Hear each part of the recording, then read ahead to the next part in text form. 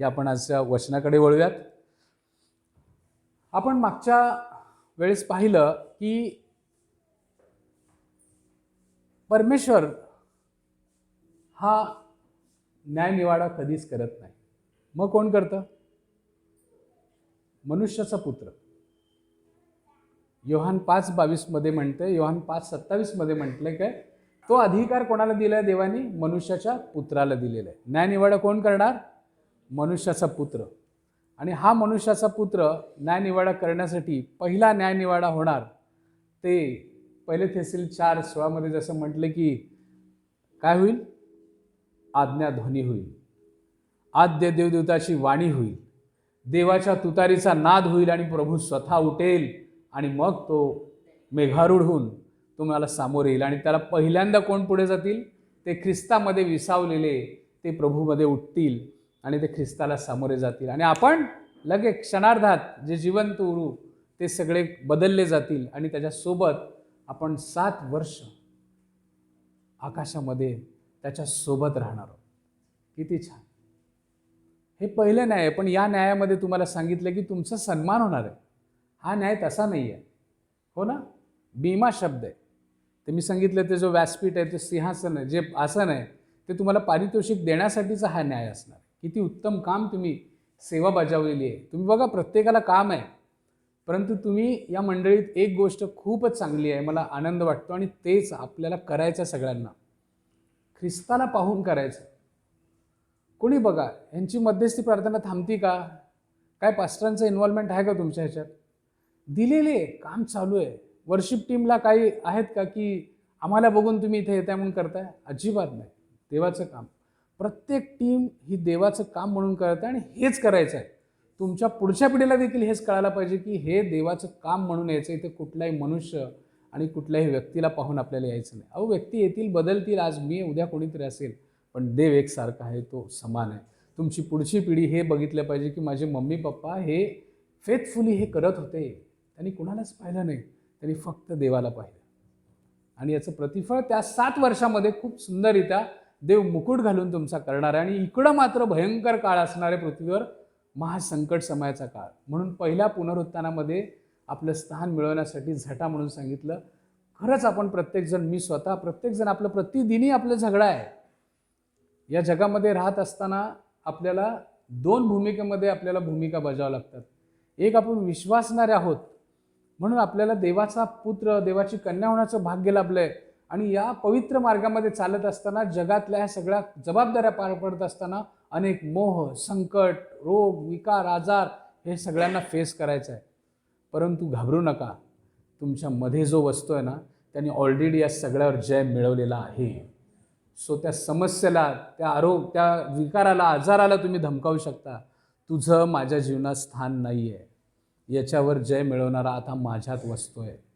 मी त्या काळात नाही आहे जेव्हा देवाचा आत्मा यायचा आणि काम करून निघून जायचा. मी अशा कृपेच्या काळात आहे की देव खुद्द माझ्यामध्ये कायम वसतो. मी कसाही असेल, पण तो मला कधीच त्यागत नाही आणि कधीच सोडत नाही. अरे, टाळ्या वाजवा देवासाठी एकदा. असा देव आहे. तुम्ही कसेही असावं, पण तो तुम्हाला त्यागत नाही, तो तुम्हाला सोडत नाही. जोपर्यंत तुम्ही त्याला त्यागत नाही ना, तो कधीच तुम्हाला त्यागणार. बाकी तुम्ही किती नखरे करा, तो तुम्हाला वळणावर आणणारच.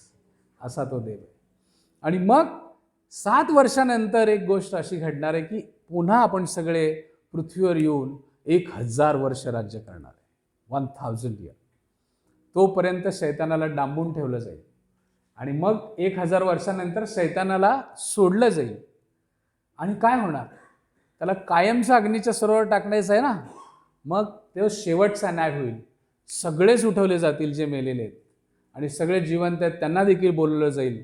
आणि जसं प्रगटीकरण 20व्या अध्यायात 11व्या वचनात सांगितलं, एक मोठे पांढरे शुभ्र सिंहासन वर येईल आणि त्यात समोर जगाचा न्याय होईल. ते सेकंड पुनरुत्थानामध्ये आपलं स्थान नसावं यासाठी परमेश्वराकडे रोज प्रार्थना करा. पण हे सगळे न्याय कोण करणार आहे? मनुष्याचा पुत्र. अरे, मनुष्याचा पुत्र आहे तरी कोण? कोण आहे तुम्हाला माहिती आहे? Yes, Jesus. कोण आहे मनुष्याचा पुत्र? आपण म्हणूयात का त्यांच्यासारखं म्हणायचं ना? म्हणायचं का? मी पहिले एक विचारतोय, मग तुम्ही उत्तर द्या. कोण आहे मनुष्याचा पुत्र? यस. येशू आहे तो मनुष्याचा पुत्र की तो न्यायनिवाडा करणार आहे. प्रियांनो, पहिल्या पुनरुत्थानामध्ये तो पारितोषिक देणार आहे बरं का, पण दुसऱ्या पुनरुत्थानामध्ये तुम्ही जेवढा प्रेमळ समजा लागलात तसं नाही आहे, हो ना. म्हणून आता तो मनुष्याचा पुत्र, त्याच मनुष्याच्या पुत्राला देवाचा पुत्र देखील म्हणतात ना. मग देवाचा पुत्र आणि मनुष्याचा पुत्र हे एकच आहेत का वेगवेगळे आहेत? एकाच व्यक्तीला संबोधलंय, एकालाच का? देवाचा पुत्र कोण आहे? तुम्ही कोण आहात? देवाचे पुत्र आहात ना.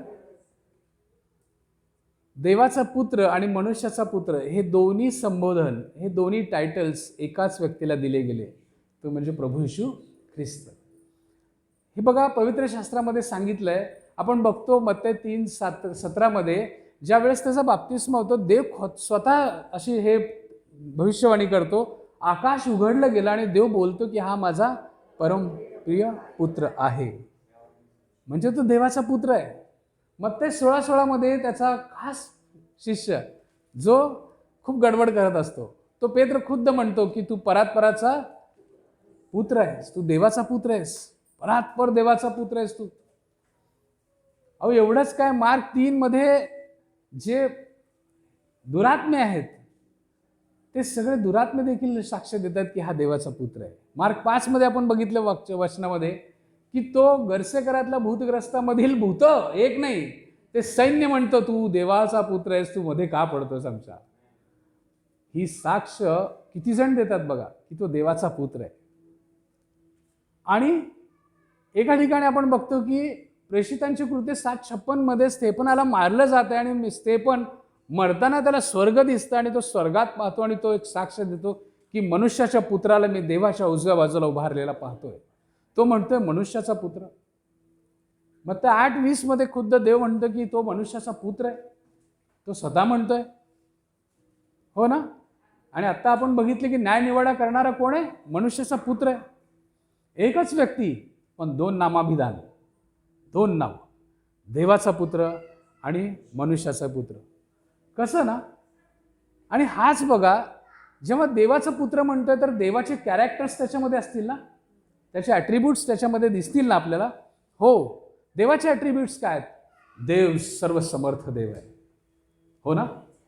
देव सर्व व्यापी आहे सर्व ठिकाणी, पण म्हणजे सर्वात नाही आहे, त्याला वाटेल त्या ठिकाणी तो उपस्थित राहू शकतो. देव सर्वज्ञानी आहे, त्याला सर्व काही कळतं, त्याचे नेत्र सर्वत्र आहेत, हे त्याचे कॅरेक्टर्स आहेत ना. मग हे कॅरेक्टर्स येशूमध्ये दिसतात का? येशूला कळतं का सगळं काही? हो, येशूला सर्व काही कळत होतं. त्याचे शिष्य कुठं काय करत होते हे सगळं कळत होतं.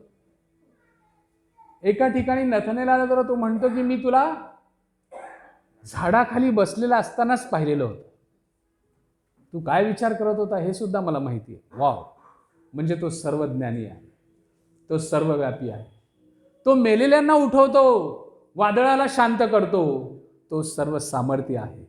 देवाचे सर्व गुण या देवाच्या पुत्रामध्ये आपल्याला दिसतात ना. आज तुम्ही बरे आहात, कोणाकडे प्रार्थना केली? त्याच्याकडेच ना. ऐकली का तो?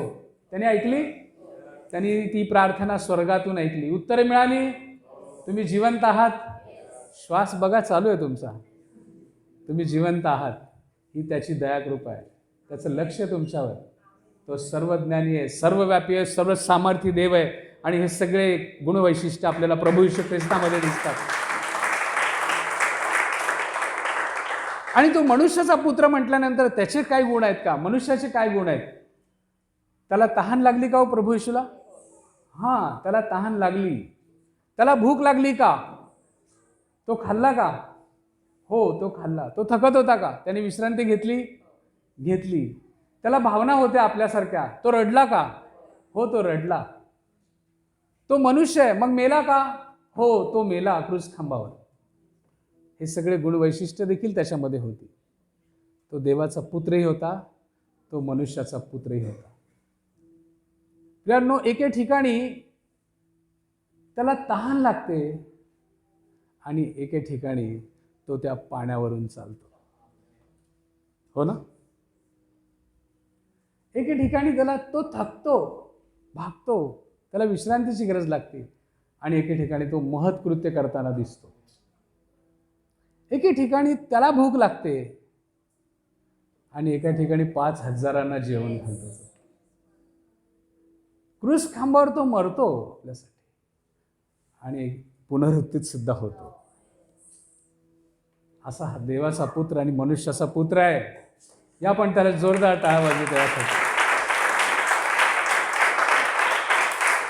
He is a great God. इतका महान देव आहे. एकच व्यक्ती, 2 कॅरेक्टर्स. कसं आलं हे? कसं शक्य आहे? एकाच गोष्टीमुळे की पवित्र जन्म झाला त्याचा. कसा जन्म झाला? पवित्रपणे जन्म झाला.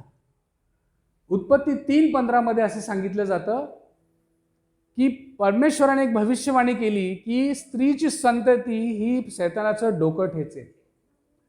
त्या स्त्रीची संतती, स्त्रीचं बीज या जगामध्ये येण्याची भविष्यवाणी झाली. आणि तेच ते भविष्यवाणी म्हणजे पवित्रपणे जन्म होण्याचं. ते म्हणजे ती निवडलेली, कृपा पावलेली स्त्री म्हणजे मरिया. आणि मरियाच्या पोटात एक गर्भ राहिला. तो योसेफापासून नाही. कोणापासून? पवित्र आत्म्याच्या सामर्थ्याने तो गर्भ राहिला. पवित्र आत्म्याच्या सामर्थ्याने गर्भ राहिला. कुठल्या मनुष्य तिला अजूनही स्पर्श केला नव्हता. अशा पवित्र आणि कुमारिकेच्या पोटी परमेश्वराने ती भविष्यवाणी पूर्ण केली. पवित्र आत्म्याच्या सामर्थ्याने ते गर्भधारणा झाली. आणि अजून काय झालं? ती तर आदामाच्या वंशानुसार तिच्या DNA मध्ये पापच होतं मरियाच्या. ती तर पापी होती, कुमारी होती, ती व्यवस्थित राहत होती. पण जे पाप आदामाने केलं होतं त्याचं पापाचा तर अंश तिच्यामध्ये होता. मग ते गर्भ सुरक्षित कसं राहिलं? पवित्र आत्म्याच्या सामर्थ्याने. पवित्र आत्म्याच्या प्रेरणेने, पवित्र आत्म्याचं सामर्थ्य उतरून आलं. तिच्या त्या गर्भाचं संरक्षण पवित्र आत्म्याने केलं. तिच्या शरीरातील, तिच्या अंगातील एकही पापी स्वभाव, पापी गुणधर्म त्या गर्भामध्ये उतरू न देण्याचं काम पवित्र आत्म्याने केलेलं आहे. म्हणून तो पवित्र मनुष्याचा पुत्र म्हणून जन्माला आला. याचप्रमाणे त्याला आपण शब्द देखील म्हणतो देवाचा, त्या पुत्राला. याचप्रमाणे हे जे पवित्र शास्त्र आहे, 66 पुस्तकं, 40 वेगवेगळ्या लोकांनी जवळजवळ 1200 ते 2000 वर्षांमध्ये लिहिलेलं हे पुस्तक आहे. 40 लोकांचे मनातील पापी स्वभाव, पापी गुणधर्म याच्यामध्ये का आलेले? कारण त्या 40 लोकांना परमेश्वराच्या पवित्र आत्म्याने असंच त्या गर्भाचं संरक्षण केलं ना, तसं ते लिहित असताना ईश्वर प्रेरणेने त्यांनी हे लिहिलं. त्यांचे गलिच्छ विचार, त्यांचे पापी विचार, त्यांचा स्वभावाचे कुठलेही गुणधर्म हे लिखाणामध्ये ते उतरू दिला नाही त्या पवित्र आत्म्याने. म्हणून 2 तिमोथी 3:16-17 म्हणतं की प्रत्येक शास्त्रलेख हे ईश्वर प्रेरित आहे. म्हणून जसं तो गर्भ पवित्र होता तसं हे शास्त्र पवित्र आहे. कळतं? जसं तो गर्भ पवित्र पवित्र आत्म्याने ठेवलं तसं हे शास्त्र पवित्र कोणामुळे झालं? त्या पवित्र आत्म्यामुळे झालं. म्हणून ते 40 लोक ईश्वर प्रेरणेने लिहित होते. पवित्र आत्मा त्यावेळेस त्यांच्या विचारांच्या सगळ्या संकल्पना दूर ठेवून त्यांच्या लिखाणामध्ये या पुस्तकात लिहित असताना कधीच त्यांचे कल्पना इथे येऊ दिला नाही. म्हणून हे पवित्र शास्त्र आहे. कळतं? या आपण जोरदार टाळ्या वाजवू की इतकं सुंदर पवित्र शास्त्र परमेश्वराने आज आपल्याला दिलेलं आहे. जशी ती गर्भ सुरक्षित ठेवला त्यांनी आणि मग तो पुत्र जन्माला आला. आणि म्हणून म्हटलं मनुष्याचा पुत्र. त्या मनुष्याचा पुत्र पवित्र राहिला हे यामुळं. आणि मग हे दोन्ही ॲट्रिब्यूट्स तो जात असताना हे का घडलं, का बरं? पण कशामुळं गरज लागली परमेश्वराला मनुष्याचा पुत्र होण्याची? हे सगळं काय आहे? देवाच्या राज्याविषयी. कशाविषयी? देवाच्या राज्याविषयी. देव सर्वसमर्थ देव स्वर्गात जेव्हा विराजमान आहे, त्याचं राज्य आहे. त्या राज्यामध्ये एक बंड झालं. लुसिफर नावाचा देवदूत याने बंड केलं. परमेश्वराविरुद्ध पाप केलं की मी त्या खुर्चीवर बसेन, त्या सिंहासनावर बसेन, परमेश्वराची जागा मी घेईन, असे विचार, पापी विचार त्याच्या मनात आले. आणि मग त्याला या पृथ्वीवर सूर्यमालेतील 3ऱ्या ग्रहावर टाकून देण्यात आलं. विज्ञानाच्या भाषेत सूर्यापासून 3ऱ्या क्रमांकावर असलेल्या पृथ्वी ग्रहावर या देवदूताला टाकून देण्यात आलं. आणि मग स्टोरी सुरू झाली. आणि मग देवानी ठरवलं की जसं मी आता याच्या पुढे एक प्लॅन आखेन की माझं राज्य या पृथ्वीवर आणेन, जसे स्वर्गात तशी पृथ्वीवर तुझ्या इच्छेप्रमाणे हो. उगीच आपण ती प्रार्थना म्हणत नाही. लक्षात घ्या, त्या प्रार्थनेत जसं म्हणलंय जसं स्वर्गात तसे पृथ्वीवर घडो, हे प्लॅन त्यांनी केलं की जसं स्वर्ग असेल ना तशीच पृथ्वीवर माझं राज्य असेल. पण मी कोणाकडून करणार? मी एका मनुष्याची निर्मिती करणार. मग आपण उत्पत्तीमधले सगळे अध्याय बघतो, पहिले 6. मग त्याच्यातून त्या मनुष्याची त्यांनी निर्मिती केली. त्या मनुष्याची निर्मिती करत असताना आधी सगळी सृष्टी निर्माण केली त्याच्यासाठी, आणि मग सगळ्यात शेवटी त्यांनी कोणाच्या प्रतिरूपाचा माणूस बनवला? स्वतःच्या प्रतिरूपाचा माणूस बनवला. काय करायचं होतं त्याला? जसे स्वर्गात तसे पृथ्वीवर त्याचं राज्य आणायचं होतं. त्या लुसिफरच्या सैन्याला दाखवायचं होतं की माझं राज्य मी तुझ्यापेक्षा किंचित कमी केलेला, मुद्दाम होऊन. स्तोत्र 8 सांगितलं की मनुष्य हा देवदूतांपेक्षा किंचित कमी दर्जाचा आहे. मुद्दाम होऊन देवाने आपल्याला थोडं कमी दर्जाचं बनवलं, कारण आम्ही जे कमी आहोत, जे देवदूत उडू शकतात तसं आपण उडतो का? देवदूत अचानक गायब होऊन जाऊ शकतात, तसं आपण जाऊ शकतो का? नाही. आपल्याला त्यांच्यापेक्षा कमी केलेलं आहे. का असं आपल्याला ठेवलेलं आहे? कारण आपण कोणावर अवलंबून राहायला पाहिजे? देवावर अवलंबून राहायला पाहिजे. देवाच्या सामर्थ्याने आपण हे सगळं काम केलं पाहिजे. आणि देवाला दाखवून द्यायचं होतं तुझ्यापेक्षा कमी असं निर्माण केलेला, पण माझ्याच प्रतिरूपाच्या या मनुष्याद्वारे मी पृथ्वीवर देवाचं राज्य आणेन. आणि मग आदामाची निर्मिती झाली. आदाम आला आणि तो खरंच देवाचा पुत्र होता. देवाचा पुत्र हे 2 लोकांना संबोधण्यात आलं. एक म्हणजे आदामाला आणि एक म्हणजे खुद्द प्रभू येशू ख्रिस्ताला. पण आदामाला मनुष्याचा पुत्र म्हणू शकत नाही, कारण का तोच पहिला मनुष्य होता. बरोबर ना? म्हणून युनिक नाव आहे, एकमेवा द्वितीय. दुसरा कोणीच नाही जे 2 नाव धारण करतो, तो म्हणजे प्रभू येशू ख्रिस्त, देवाचा पुत्र आणि मनुष्याचा पुत्र. एकमेवा द्वितीय, नो वन, कोणीच नाही. तो एकमेव आहे जगामध्ये. हे 2 नावं, 2 कॅरेक्टर्स ॲट ए टाइम स्वतःमध्ये तो धरतो. आणि मग हा आदाम ज्यावेळेस पृथ्वीवर आला, तो खूप सुंदर होता, छान होता, तो निष्पाप होता, तो पापी नव्हता, खूप छान होता. तो इतका ब्रिलियंट होता, देवाच्या प्रतिरूपाचा आहे. त्यांनी सगळ्या प्राणी मात्राला, सृष्टीक्रमातील प्रत्येक जीवाला नाव दिलो. किती मोठं काम आहे. करोडो जीवजंतू आहेत, पण प्रत्येकाला नाव आहे. कोणी दिलंय? आदामाने दिलंय. Is a brilliant creature. इतका तो सुंदर होता, वैभवाने मंडित. त्याचं ग्लोरी, देवाची ग्लोरी त्याच्या भोवती होती. त्या महिमेमध्ये ते वावरत होते. त्यांना वस्त्रांची गरज नव्हती, कारण ती महिमेचं वस्त्र त्यांच्या भोवती होतं. आणि परमेश्वराबरोबर नित्य सहभागिता त्याच्याबरोबर घडत होती. आणि त्या आदामाला हा प्लॅन फसवण्यासाठी शेवटी शैतानाने प्लॅन केला. आणि ज्यावेळेस हव्वेची निर्मिती झाली, तो वाट बघत होता. आदाम हा देवाचा पुत्र आहे, मला ह्याला नाही फसवता येत, हा देवाबरोबर रोज सहभागिता करतो. तो यांनी वाट पाहिली. ज्यावेळेस हव्वेची निर्मिती झाली आणि मग त्यांनी ठरवलं की आपण आता आपला प्लॅन आणायचा. आणि तो आपण बघतो की सगळा प्लॅन कसा झाला. आणि आदामाच्या आणि हव्वेच्या आज्ञाभंगामुळं या जगामध्ये पहिल्यांदा पाप आलं आणि त्यांच्यामुळं मरण देखील आलं. पापाचं वेतन मरण. तोपर्यंत मरण नव्हतं. आदाम आणि त्याच्या बरोबर झालेली संतती जर त्याच्यानंतर ते प्रेग्नंट राहिले असते आणि त्यांना मुलं राहिली असती आणि त्याच्यापासून आपण पिढी असलो असतो ना, आपल्यामध्ये पाप राहिलं नसता. जे नंतर 1000 वर्षानंतर होणार आहे ते आत्ताच झालं असतं. पण शेवटी शैतानाचा तो प्लॅन, आणि मग हा प्लॅन झाल्यानंतर देवानी अनेक प्रयत्न केले, परंतु एकही मनुष्य असा आढळला नाही संपूर्ण सृष्टीक्रमामध्ये की त्यांनी त्याचा प्लॅन फुलफिल करण्यासाठी परिपूर्ण असेल. मग स्वर्गामध्ये पुन्हा मीटिंग झाली. आता काय करायचं? आता नाही, आता खुद्द देव म्हटला की आता मीच मनुष्याचा पुत्र होऊन पृथ्वीवर जन्म घेईन.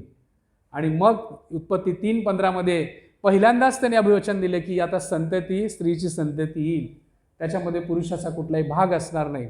आणि म्हणून पवित्र आत्म्याच्या द्वारे गर्भधारणा होऊन असं पवित्रपणे जन्म पावलेला आपला प्रभू येशू ख्रिस्त मनुष्याचा पुत्र म्हणून या पृथ्वीवर आला.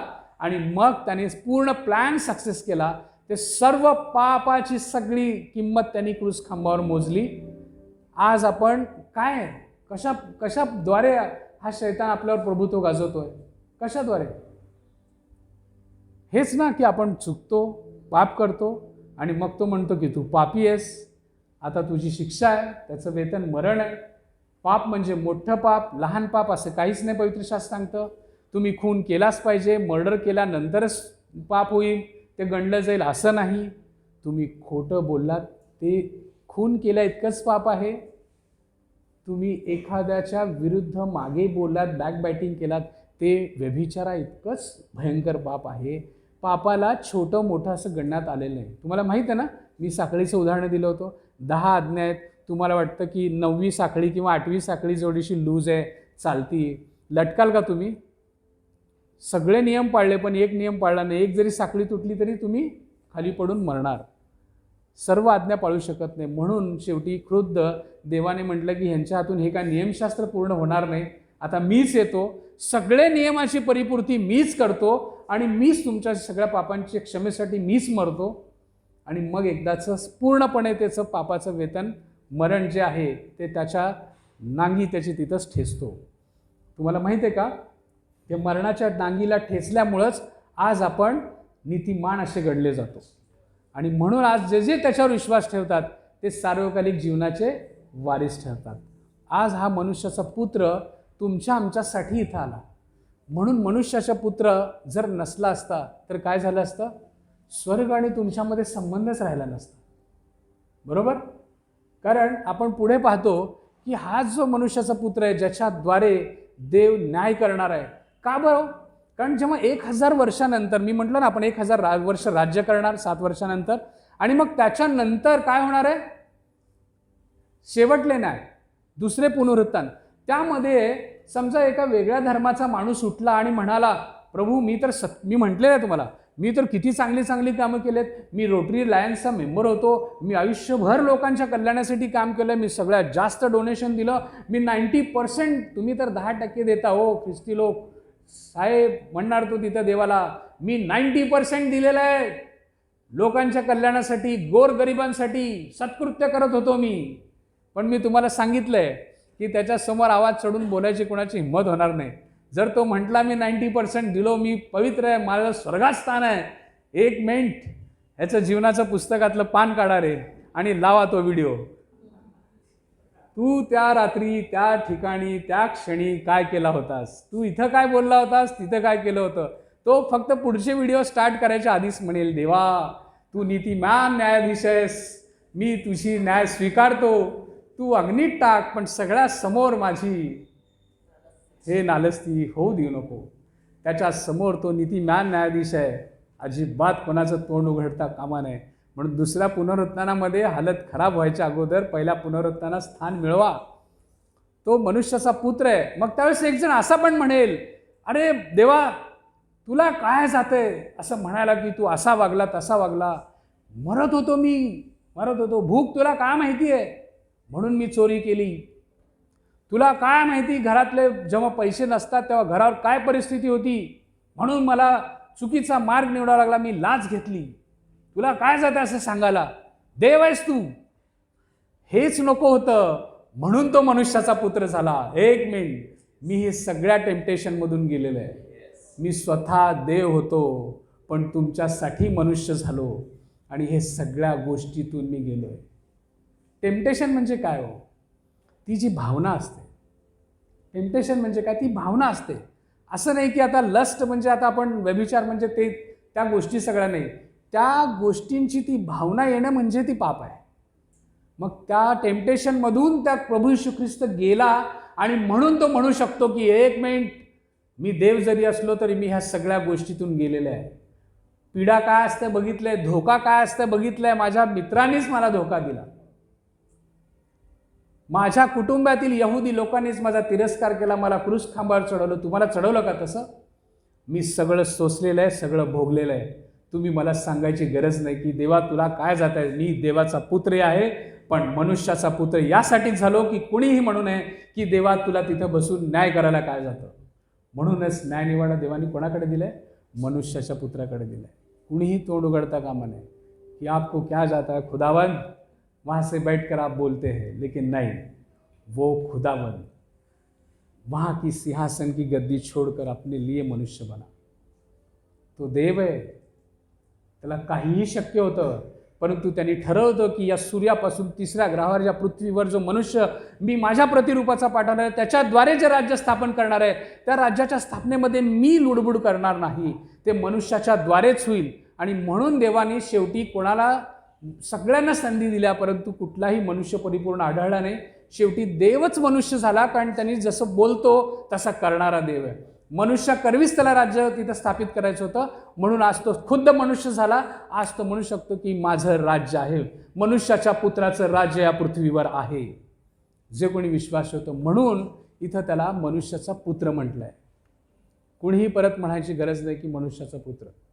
अहो, मनुष्याचा पुत्र आहे म्हणून आपण आहोत, तो देवाचा पुत्र आहे. आज ह्या गोष्टीला म्हणूनच बघा, आपण हे बाळ जन्मला ना, यशाया 9:6 कोणीतरी वाचा.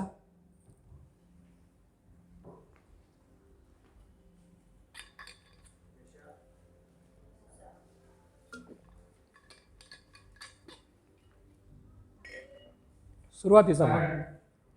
कारण आम्हासाठी बाळ जन्मला आहे, आम्हास पुत्र दिला आहे. एवढंच बोलू आपण सगळे. म्हणा, आम्हासाठी बाळ जन्मला आहे. म्हणा, आम्हासाठी बाळ जन्मला आहे आणि आम्हासाठी पुत्र दिला आहे. असं का म्हटलं? आम्हासाठी बाळ जन्मला आहे आणि आम्हासाठी पुत्र दिला आहे. कारण जो पुत्र आहे ना, तो दिला गेला, कारण त्याचा जन्म होऊ शकत नाही. तो पुत्र येशू होता, तो प्रारंभी देव होता आणि देवाला कुठलीही सुरुवात नाही. तो आधी आणि अंत आहे, त्याला कुठल्याच सुरुवात नाही. म्हणून पुत्राचा जन्म होऊ शकत नाही. पुत्र तुमच्यासाठी दिला गेला आणि तो मनुष्याचा पुत्र ना, तो बाळ म्हणून जन्माला आला. हे कळालं का? आपण नेहमी वाचतो की मनुष्याचा हे बाळ जन्माला आला आणि पुत्र काय गेला? दिला गेला. तो शब्द होता, प्रारंभी शब्द होता, शब्द देवासह होता आणि शब्द देव होता. तो देव होता म्हणून त्याचा जन्म नाही प्रियांनो. म्हणून पुत्र दिला गेला आणि बाळ जन्माला आला. त्या पुत्राचा विचार आला की मी जन्मतो आणि ते बाळ जन्माला आलं. तोच देवाचा पुत्र आणि जन्माला आल्यामुळं तो मनुष्याचा पुत्र झाला. 2 names, 2 characters in 1 man, Jesus Christ. येशू हे नाव 4 ते 5 लोकांना होतं, कॉमन नाव होतं त्या दिवसांमध्ये. बराब्बस, त्याचं नाव होतं येशू बराब्बस. काय होतं? येशू बराब्बस. 2 येशू उभारले होते तिथे पंते पिलातासमोर. कौन सा जीसस चाहिए? लोगों ने गलत चॉईस किया, पण धन्यवाद की आपण योग्य चॉईस केलो. आपण स्वतःसाठी टाळ्या वाजूया. अनेक 2 येशू समोर उभा केले होते. आपल्याला त्याचं सुरुवातीचं नाव उडवलं गेलं आणि बराब्बस म्हटलं जातं, पण ॲक्च्युली तसं नव्हतं. 2 येशू समोर उभारले होते. कुठला येशू पाहिजे? आज देखील प्रश्न विचारत आहे जगाला, तुम्हाला नाही, जगाला देव. कुठला येशू हवा आहे? येशू ख्रिस्त हवा आहे का येशू बराब्बस हवा आहे? चॉईस तुमची आहे आणि तुमच्या चॉईसवर तुमची एव्हरलास्टिंग डेस्टिनी ठरणार आहे. लक्षात येतं आहे? एव्हरलास्टिंग डेस्टिनी ठरणार आहे. आणि मग काय झालं? आपण बघतो, बाळ जन्माला आला आणि पुत्र तुमच्यासाठी दिला गेला. तो पुत्र मनुष्याचा पुत्र झाला आणि त्या मनुष्याच्या पुत्राने काय केलं? पहिल्या योहानमध्ये 45 पासून 51 वाचलं तर एक गोष्ट घडते. फिलिप हा त्याचा शिष्य आहे आणि फिलिप हा नथनेलकडे जातो. नथनेल एका झाडाखाली, अंजिराच्या झाडाखाली बसलाय. तो विचार करत आहे. तो विचार करत असताना तो जाऊन फिलिपाला म्हणतोय, फिलिप त्याला म्हणतोय नथनेलाला की नासरेतातल्या येशूकडे तू ये. नासरेतातून काय चांगलं येणार आहे म्हणतो तो. अशी कुठली चांगली गोष्ट आणि व्यक्ती तिथून जन्माला येऊच शकत नाही. तो म्हणतो येऊन पहा. काय म्हणतो तो? येऊन पहा. तुम्ही देखील जगाला म्हणू शकता. तुम्हाला वाटतंय का कसा आहे येशू? येऊन पहा. आणि मग तो येतो आणि येशूबरोबर त्याचं संभाषण होतं. येशू त्याला म्हणतो की तू हा इस्रायलातला खूप चांगला व्यक्ती, हा कपटी माणूस नाही आहे. तो असं बघतो, अरे तुझी माझी तर ओळख नाही, तू माझ्याबद्दल कशी काय साक्ष देऊ शकतो? अरे तू फिलिपाशी बोलण्यापूर्वी मी तुला अंजिराच्या झाडाखालीच पाहिलं होतं. वा, सर्वज्ञानी. तो म्हणतो झाडाखाली पाहिलं होतं? हां. मग तो म्हणतो, ते साक्ष देतो की तू देवाचा पुत्र आहेस आणि तू इस्रायलाचा राजा आहेस. मग तो म्हणतो, अरे मी तुझ्याबद्दल असं बोललो की मी तुला आधीच पाहिलं होतं, म्हणून तो विश्वास ठेवतो. म्हणून बोलतो का? पण एक चांगली गोष्ट आहे, तू बोलण्यावर तर विश्वास ठेवला ना. लोक कृत्यावर पण विश्वास ठेवायला तर नाहीत आजकाल. धन्य आहे तू की तू असं म्हटल्यावर विश्वास तरी ठेवलंस की मी तुझी भविष्यवाणी सांगितली, की तुझं भविष्यवाणी म्हणजे भविष्यातलंच नाही, की मी जे बघितलं ऑलरेडी मला माहीत होतं ते मी सांगितल्यावर तू म्हणतो की तू देवाचा पुत्र आहेस आणि तू इस्रायलाचा राजा आहेस. तो म्हणतो अरे हे काहीच नाही, म्हणा हे काहीच नाही. अरे शेजारच्याला म्हणा हे काहीच नाही, हे काहीच नाही. हां, हे काहीच नाही. तू काय पाहशील माहिती आहे का? तू या मनुष्याच्या पुत्रावर सर उघडलेला पाहशील. 51 वचन, पहिले योहान 1:51. तू आकाश उघडलेलं पाहशील आणि या मनुष्याच्या पुत्रावर स्वर्गातले देवदूत चढताना आणि उतरताना पाहशील. कोण पाहशील तू? पहिले योहान 1:51. काय म्हटलेलं आहे? अरे हे काहीच नाही, हे काहीच नाही. तू काय पाहशील अजून? या मनुष्याच्या पुत्रावर. कोणत्या पुत्रावर म्हटलंय त्यांनी इथं? मनुष्याचा पुत्र. इथं त्यांनी आपल्याला स्वतःला देवाचा पुत्र म्हटलेला आहे का? नाही. काय म्हटलंय? काय म्हटलंय? मनुष्याचा पुत्र. आता ही गोष्ट कुठली आठवण करून देते? बायबल वाचणारे सांगा. उतरणे चढणे कोणाची आठवण करून देते? हां, उत्पत्तीचा 28वा अध्याय. याकोब जो हरानाला जात होता मामाकडे पळून, बापाला फसवून, तो पळून जात असताना एका ठिकाणी त्याला झोप लागली. दगडावर त्यांनी आपलं डोकं ठेवलं आणि त्या ठिकाणी त्याला दिसतं की त्याला एक स्वप्नात दृष्टांत होतो की तिथं ती भयप्रद जागा. तो काय बरं म्हणतो? कारण तिथे एक शिडी जी जमिनीपासून आकाशामध्ये गेलेली आहे आणि त्याच्यावर देवदूत चढत आणि उतरत आहेत. अहो, तो म्हणतोय ती शिडी दुसरी तिसरी कोणी नाही, ती शिडी मी आहे, जी स्वर्गाला आणि पृथ्वीला जोडते, जी देवाला आणि मानवाला जोडते. मानवाला जर स्वर्गातून काही हवं असेल तर ते ख्रिस्ताशिवाय होऊ शकत नाही. ती शिडी, ती मधली दुवा हा ख्रिस्त आहे. म्हणून तो म्हणतो हे काहीच नाही, तू या मनुष्याच्या पुत्रावर देवदूत चढताना आणि उतरताना पाहशील. म्हणूनच स्वर्गातून काही हवं असेल तर आज आपण त्या ख्रिस्ताला मागतो आणि ख्रिस्ताकडनं ती ते काय आहेत? कोण आहेत देवदूत? तुमचे सेवक आहेत. तुमच्या सगळ्या प्रार्थना विनंत्या घेऊन जाणार आहेत. ते स्वर्गापर्यंत पोहोचतात आणि देवाकडून उत्तर घेऊन पुन्हा खाली येतात. पण ती शिडी एकच आहे, ते म्हणजे प्रभू येशू ख्रिस्त आहे. तो मनुष्याचा पुत्र आहे. त्याच्याद्वारे तुम्ही केली प्रार्थना, तुम्हाला मिळालं आरोग्य. कशी झाली ही सगळी संकल्पना? कशी झाली प्रक्रिया? तुम्ही प्रार्थना केली त्या देवाकडे, ती मध्यस्थी, ती शिडी, तो प्रभू येशू ख्रिस्त आहे. तो देव आणि मानवाला जोडतो, तो स्वर्ग आणि पृथ्वीला जोडतो. तो ख्रिस्त मध्ये असला की तुमच्या सर्व गोष्टी स्वर्गातून मान्य होतील. जर तो ख्रिस्तच नसला तर स्वर्गाचा आणि पृथ्वीचा संबंध नाही, देव आणि मानवाचा संबंध नाही. तो मनुष्याचा पुत्र आहे मध्ये उभारलेला. तुमच्या आणि त्याच्यामध्ये उभारलेली ती दुवा आहे, ती तोच जोडतो स्वर्ग आणि पृथ्वीला, तोच जोडतो देव आणि मानवाला. म्हणून हा मनुष्याचा पुत्र आपल्या जीवनामध्ये खूप इम्पॉर्टंट आहे. या आपण त्या मनुष्याच्या पुत्राला सन्मान देऊयात उभे राहून. He is a great God, he Jesus. या आपण उभे राहू आणि त्या देवाला म्हणूयात, होय तू मनुष्याचा पुत्र आहेत. आज मी विश्वास ठेवतो या दोन्ही नावाचे अर्थ तुम्हाला आज कळालेले आहेत. या दोन्ही नावाचे कॅरेक्टर्स तुम्हाला कळालेले आहेत. पण मनुष्याचं पुत्र होणं हे देवाला हे क्रमप्राप्त होतं, कारण का एकही मनुष्य या पृथ्वीवर त्याला आढळला नाही की तो पूर्णपणे पवित्र राहील आणि त्याची योजना पूर्णत्वास येईल. म्हणून तो मनुष्याचा पुत्र झाला आणि त्याने हे राज्य स्थापित केलं. आणि या राज्याची प्रजा आज तुम्ही आहात. तुम्ही त्याचे लेकरं आहात, तुम्ही त्याची प्रजा आहात. आणि म्हणून या गाणं, आता जे गाणं म्हणणार आहे ते आपण अर्थपूर्ण म्हणणार आहे. आजपर्यंत म्हणत होतो माहीत नाही, पण तू त्या मनुष्याचा पुत्र कसा स्वर्गातून आला हे आपण निश्चितपणे अर्थपूर्ण गाणार आहोत. हो, तुम्ही तयार आहेत का? तयार आहे? चला मग. आला जगात आला, आला जगात आला, हा दुनिया बनाने वाला. आला जगात आला, आला जगात आला, हा दुनिया बनाने वाला. सोडून स्वर्ग सुख, गणगोत देवलोक, सोडून स्वर्ग सुख, गणगोत देवलोक. तारावया जगाला, तारावया जगाला, दुनिया बनाने वाला. आला जगात आला, आला जगात आला.